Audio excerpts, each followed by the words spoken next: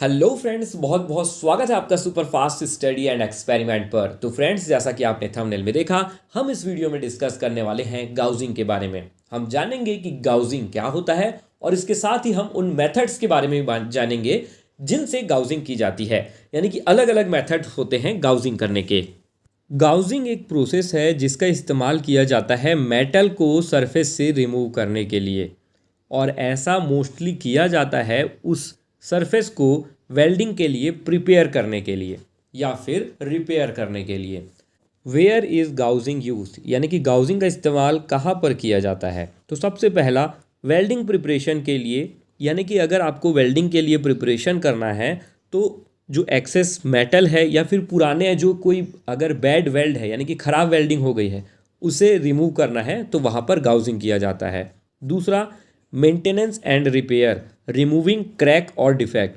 मान लीजिए कोई मेटल सरफेस है, कोई स्ट्रक्चर है जिसमें क्रैक्स आ गए हैं लोड की वजह से या फिर किसी और कारणों की वजह से, तो फिर क्या करना है, हमें उन क्रैक को हटाना है। तो हम क्या करेंगे, वहाँ पर कम मेटल थोड़ा सा गाउजिंग करके सबसे पहले हटा देंगे और फिर उसके बाद वहाँ पर एक बढ़िया सी वेल्डिंग कर देंगे जिससे कि उसका स्ट्रेंथ जो है वो बढ़ जाएगा। तीसरा, manufacturing and fabrication, creating grooves और शेप्स।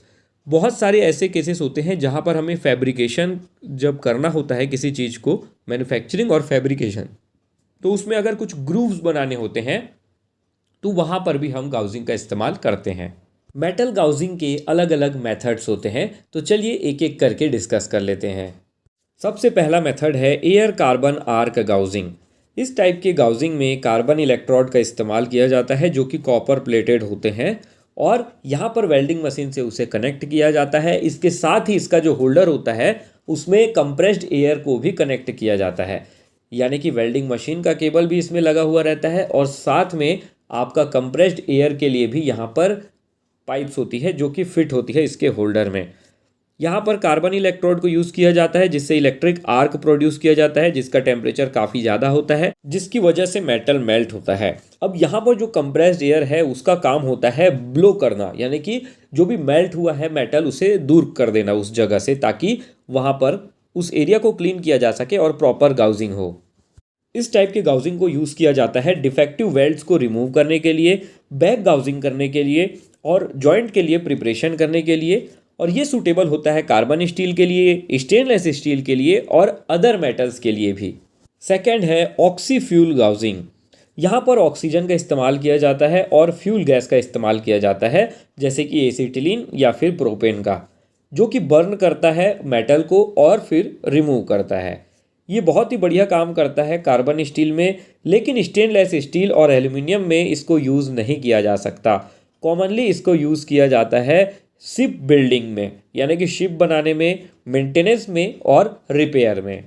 देखिए फ्रेंड्स, बहुत ही सिंपल सी बात है। गाउजिंग का मतलब होता है मेटल को रिमूव करना किसी सरफेस से। तो कैसे रिमूव किया जाएगा, उसे हीट दिया जाएगा। वो हीट अलग अलग माध्यम से दिया जाता है। जैसे पहले केस में इलेक्ट्रिक आर्क प्रोड्यूस करके हीट दिया जा रहा था और यहाँ पर गैस के इस्तेमाल से हीट को प्रोड्यूस किया जा रहा है ताकि मेटल में गाउजिंग किया जा सके। तीसरा है प्लाज्मा आर्क गाउजिंग। यहाँ पर प्लाज्मा टॉर्च का इस्तेमाल किया जाता है और इसके लिए एक स्पेशल मशीन का इस्तेमाल किया जाता है जो कि प्लाज्मा मशीन होती है, और यहाँ पर मेटल को बहुत ही प्रिसाइजली रिमूव किया जाता है। Can gouge through stainless steel, aluminium and other conductive metal, यानी कि प्लाज्मा गाउजिंग की मदद से स्टेनलेस स्टील को भी गाउजिंग किया जा सकता है, एल्यूमिनियम को भी किया जा सकता है और जो बाकी अदर कंडक्टिव मेटल्स हैं उनका भी गाउजिंग किया जाता है। ये ज़्यादा प्रिसाइज होते हैं अगर हम इसे कंपेयर करते हैं एयर कार्बन आर्क गाउजिंग से, और ये यहाँ पर लेस हीट डिस्टॉर्शन भी होता है। मोर प्रिसाइज का मतलब है ये ज़्यादा सटीक होता है, और दूसरा लेस हीट डिस्टॉर्शन का मतलब है कि गाउजिंग जिस सरफेस पे किया जाता है वहाँ पर हीट प्रोड्यूस होता है, तो आसपास के जो सरफेस है वहाँ पर भी असर पड़ता है, वो डिफॉर्म हो जाते हैं। तो ये आपका एयर कार्बन आर्क गाउजिंग में ज़्यादा होता है, यहाँ पर बहुत ही कम होता है। फोर्थ है मैकेनिकल गाउजिंग। देखिए ये सबसे सिंपल गाउजिंग है जिसका इस्तेमाल आप सब करते हैं, जैसे कि ग्राइंडिंग व्हील से ग्राइंडिंग करके मेटल को रिमूव करना, रोटरी फाइल्स का इस्तेमाल करना, सीजर्स का इस्तेमाल करके मेटल को रिमूव कर देना।